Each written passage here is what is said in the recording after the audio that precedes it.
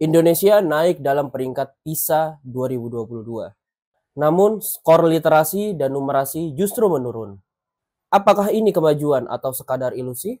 Mari kita telusuri lebih dalam di channel AW17.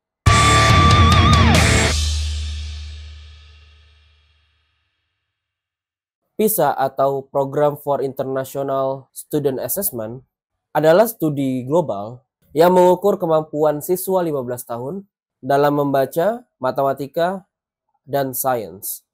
Diselenggarakan oleh OECD setiap 3 tahun sekali. PISA ini bisa menjadi tolok ukur pendidikan di berbagai negara. Salah satunya adalah Indonesia. Nih, ada data. Pada PISA 2022, Indonesia mencatat skor membacanya 359 poin, turun 12 poin dari 2018. Matematika 366 poin, turun 13 poin. Sains 383 poin, turun 13 poin. Tapi meskipun banyak yang menurun, peringkat Indonesia justru naik nih. Naik 5 sampai 6 posisi dibandingkan 2018. Kenapa bisa begitu? Karena ada penurunan skor secara global di berbagai macam negara akibat pandemi COVID-19.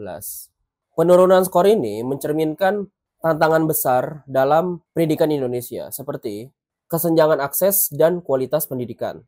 Yang kedua, dampak pembelajaran jarak jauh selama pandemi. Yang ketiga, kurangnya pelatihan guru dalam metode pembelajaran yang efektif. Dan teman-teman, dulu ketika saya bertugas di Kementerian Pendidikan, salah satu hal yang kami lakukan adalah membuat pendidikan orang tua sebagai bagian dari kegiatan Kementerian Pendidikan. Karena orang tua itu pendidik pertama, terutama, terpenting, tapi paling tidak tersiapkan.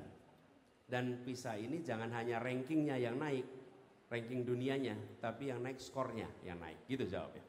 Menurut laporan PISA, pendidikan di Indonesia tertinggal 128 tahun dibandingkan negara-negara maju. Jadi, pendidikan di 2025 ini sama seperti pendidikan di negara maju 128 tahun sebelumnya. Bahkan, kualitas pendidikan Indonesia saat ini dianggap sejajar dengan negara-negara miskin di Afrika, seperti Namibia, Guyana, dan Kenya. Sebelumnya, pemerintah sudah menerapkan yang namanya kurikulum merdeka untuk memberikan fasilitas dalam pembelajaran yang lebih meluas. Namun, implementasi kurikulum merdeka ini tidak bagus-bagus amat. Peningkatan peringkat dalam PISA bukanlah akhir dari perjuangan. Skor yang menurun itu adalah alarm untuk kita, supaya kita mau berbenah nih. Pendidikan itu adalah investasi jangka panjang. Dan setiap langkah, setiap keputusan yang diambil hari ini itu bisa menentukan masa depan dan generasi mendatang. Oke, video ini adalah pembaruan dari video gua yang ini, yang soal pendidikan juga, yang soal PISA juga. Silakan like, comment, subscribe, dan share. Terima kasih bagi semua yang sudah melakukan itu. Saya AW17 and have a nice day.